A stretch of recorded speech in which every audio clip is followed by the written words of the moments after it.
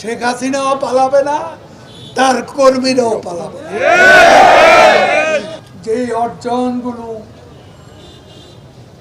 বাংলাদেশকে বিশ্ব দরবারে প্রশংসিত করেছে, সম্মানিত করেছে, প্রধানমন্ত্রী শেখ হাসিনার এই অর্জনগুলো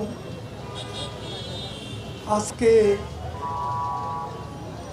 অগ্নি সন্ত্রাসে,